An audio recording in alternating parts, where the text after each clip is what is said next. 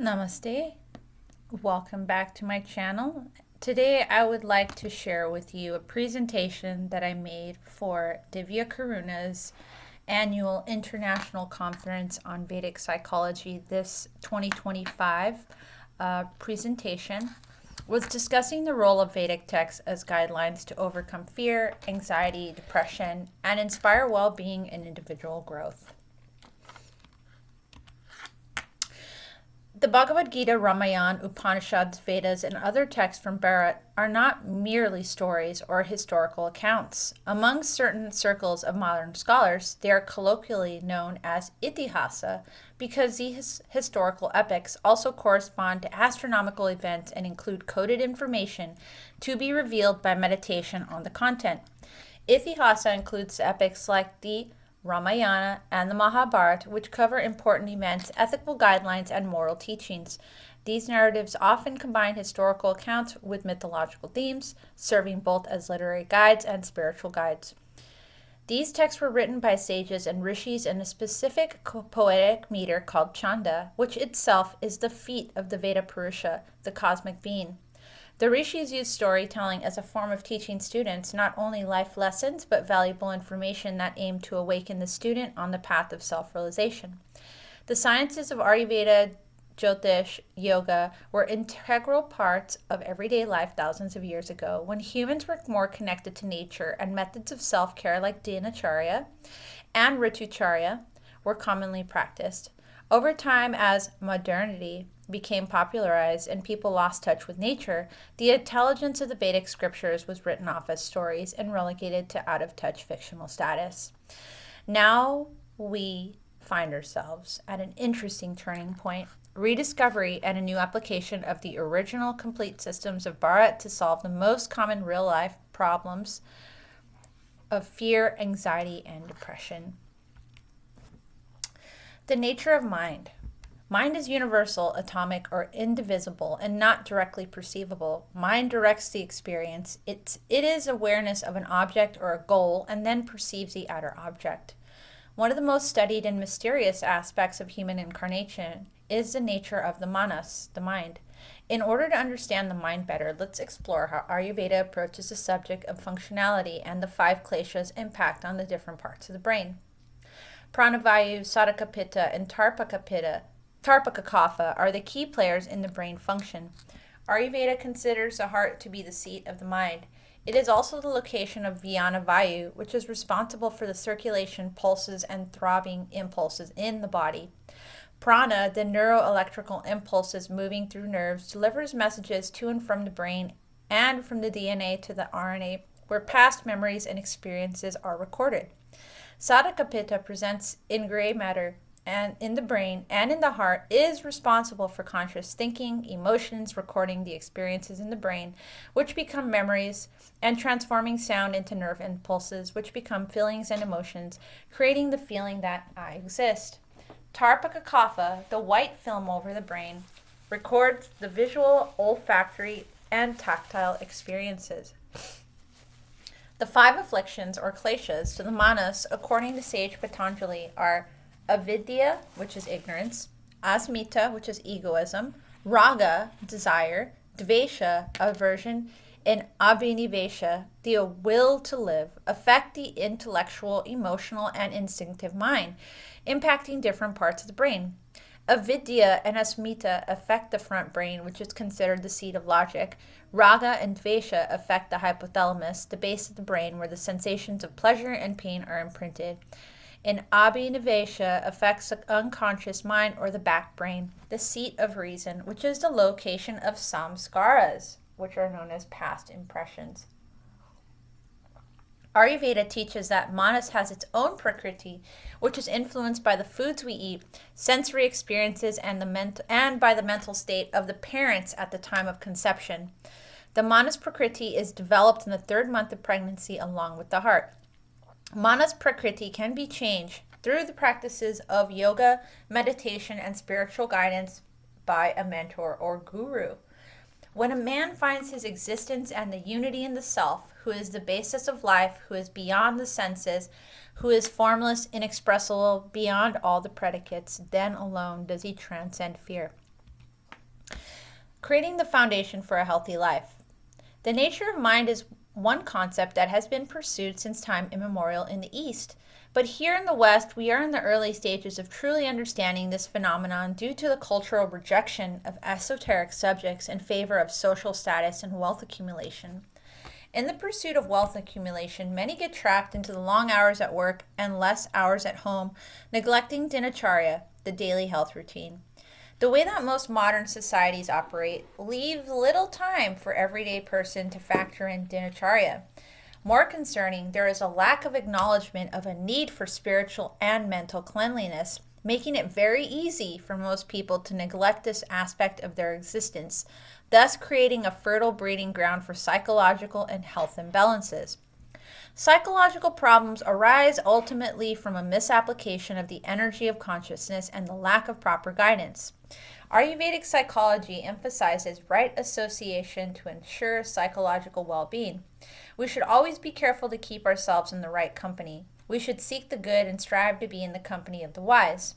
In turn, we ourselves should strive to have a beneficial influence on others.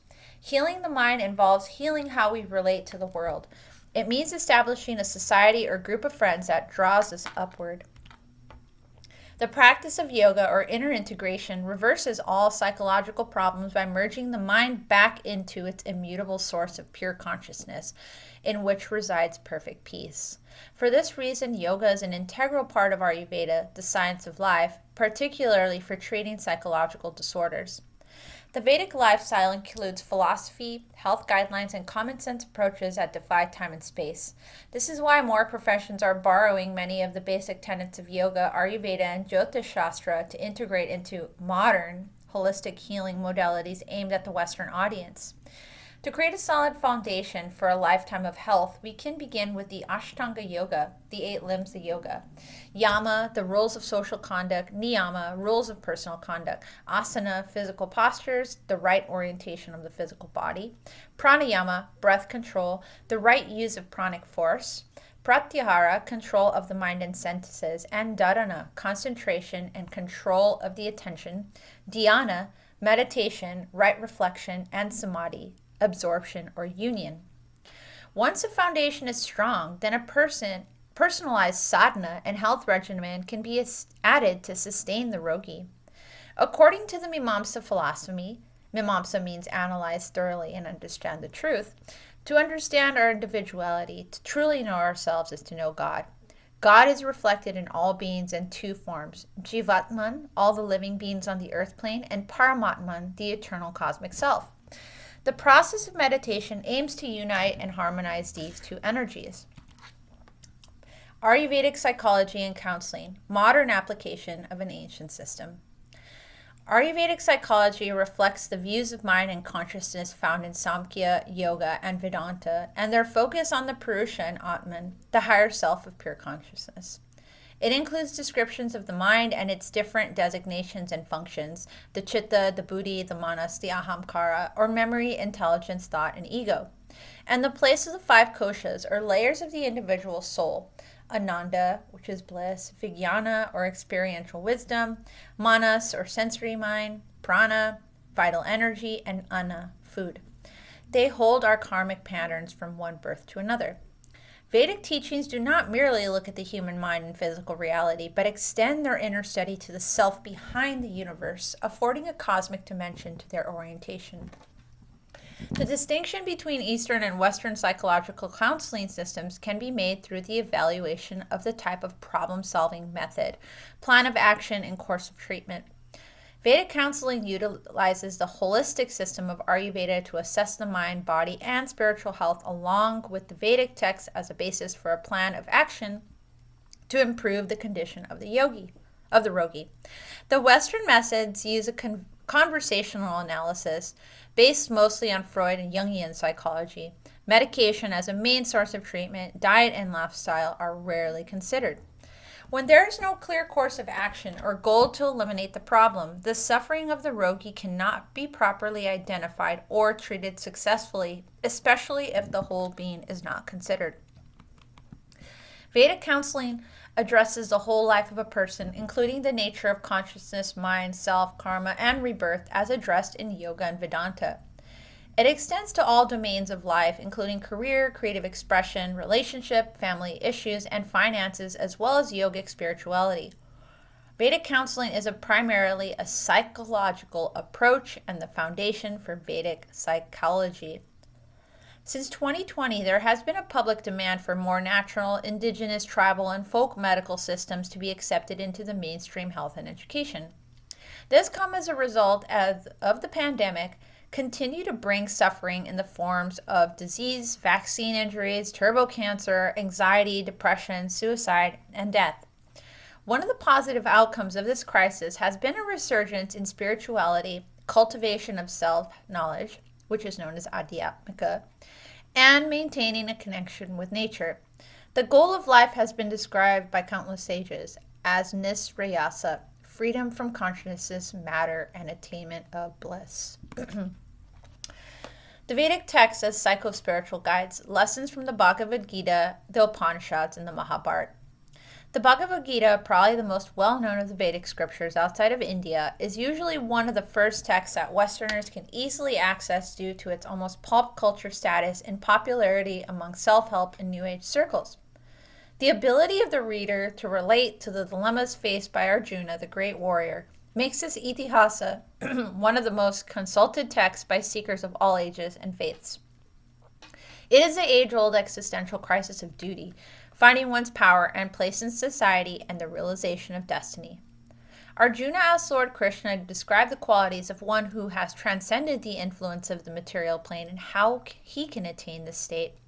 Lord Krishna responds, O son of Pandu, he who does not hate illumination, attachment, and delusion when they are present or long for them when they disappear, who is unwavering and undisturbed through all these reactions of the material qualities, remaining neutral and transcendental, knowing that the modes alone are active, who is situated in the self and regards alike happiness and distress, who looks upon a lump of earth, a stone, and a piece of gold with an equal eye, who is equal towards the desirable and undesirable, who is steady, situated equally well in praise and blame, honor and dishonor, who treats alike both friend and enemy, and who has renounced all material activities.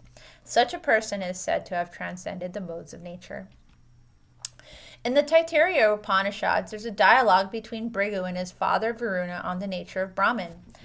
Varuna explained the physical sheath and the vital sheath and the functions of the senses, saying, He from all beings are born, in whom they live, being born, and to whom at death they return, seek to know him. He is Brahman. Bhrigu practiced austerities and meditation, coming to different conclusions. Brahman is food, Brahman is primal energy, Brahman is the mind, Brahman is intellect, and finally Brahman is joy. Brahman is to be meditated upon as the source of all thought, life, and action. He is the splendor and wealth, the light and the stars. He is all things. Let a man meditate on Brahman's support, and he will be supported. In the Puranas and Itihasa, demonstrations of revival with herbs and rituals for purification are detailed to educate the listener and reader on how to solve situations with plants and various substances. In Valmiki's epic Ramayana, there's a famous scene where an Ayurvedic treatment is being shared by the characters in the story. Sushena, the doctor of the Vanaras, asked Hanuman to go to Aushadhi mountain and bring certain herbs to make a preparation to heal Lakshman and revive him after he was badly wounded in the battle. Hanuman instead brings a whole mountain to the battlefield. The Ayurvedic Aushadhi of herbs is prepared and administered as a nasya, restoring Lakshman's strength and vitality. When people read this epic, they do not realize that there are methods of healing given that are still viable. This can be attributed to the socially accepted belief that these methods are primitive and inferior to modern Western methods. In our second example, Sage Agastya gives the Aditya Hridayam Stotram to Lord Sri Ram when he feels exhausted, hopeless, and unable to defeat Ravana. In this scene, the ritual of purification and recitation while gazing at the sun are done 3 times. Sage Agastya approached Rama and spoke as follows, Dear Rama, there is a solution for your worry, which is a perennial secret, and by reciting it, you would be victorious in this war. This is the holy hymn Aditya Hridayam, which destroys all enemies and brings you victory and permanent happiness by chanting it always. Hearing the holy words of Agastya, with an even mind, Rama became rejuvenated and came out of a momentarily fearful situation. His clouds of worry got dispelled. He enthusiastically started chanting the prayer of the sun god. In the Upanishads and Bhagavad Gita, there are several dialogues espousing the importance of sensory control as one of the keys to alleviating dukkha, which is suffering. Fear, anxiety, restlessness, mental instability, OCD, and insomnia are all diseases of vata, which affect the nervous system, kidneys, adrenals, nerves, and tissues. By utilizing ritual purification, cleansing, and following a based-on prakriti vikruti, we can learn how to master the mind. Abhyasa vairagya bhyam tanirodha. Practice and detachment are the means to still the movement of consciousness. Problem solving with Tantra Shastra and meditation. Since Eastern philosophy began to make its way west, audiences in these countries have openly embraced aspects of Vedic philosophy into their everyday lives like yoga and Ayurveda. At the turn of the 20th century, Brits exploring India became fascinated by the Hindu way of life, resulting in a wave of translations of rare texts into English, importing of exotic spiritual practices. One of the greatest contributors to this cause was Sir John Woodruff, an Oxford-educated lawyer who moved to India post-graduation, eventually becoming a high court magistrate in Calcutta. This is where the story takes a mystical turn. The anecdotal story narrates that one day Woodruff was in his court and had to dictate a judgment in a matter which was supposed to be easy to decide with his magisterial caliber. However, he felt that his mind was very clouded and he was unable to dictate the judgment properly. On inquiry, he found that one of the parties to that litigation had engaged a tantric practitioner who was outside his court chambers and with his sadhana had clouded the mind of Woodruff, making him unable to decide the case. Such a practice falls under the category of abhichar in the Tantra sadhana known as stambhana. It was his deeply personal experience of the power of Tantra and how it worked on him that sent Woodruff on a personal journey of self-discovery. Eventually led him to take Kriya Yoga Diksha with Master Lahiri Mahayasa, the guru of Sri Yukteswar and Paramahansa Yogananda. His life outside the court was dedicated to the studies of ancient tantric texts and Sanskrit, culminating in the authoring of several books on Kundalini, Tantra, and Mantra that are today still widely read due to their clear and concise translations. What began as a curiosity led to a realization that we are more than a gross physical body. We are spiritual beings with a wealth of energies waiting to be explored, harnessed, and cultivated. In his book, The Garland of Letters, the Varnamala, Woodruff states, by worship and meditation, or japa of mantras, the mind is actually shaped into the form of object of worship and made pure for the time being through the purity of the object, namely Ishtadevata, which is its continent. By continual practice, abhyasa, the mind becomes full of the object to the exclusion of all else, steady in its purity and does not stray into impurity. So long as the mind exists, it must have an object, and this object of sadhana is to present it with a pure one. He further elaborates on the nature of mind. It is madhyama parinama, that is limited and divisible into parts, and thus takes the form of its objects. Mind has its parts in the sense that it is divisible into parts, that it is one part of the mind, can attend to one thing and to another at the same time. It also takes the shape of the object perceived. It spreads or shrinks it. Conclusion. I hope I have inspired you to view the Vedic texts with a renewed interest in finding all the hidden gems that lie in their prose. Hari Om Tat Sat.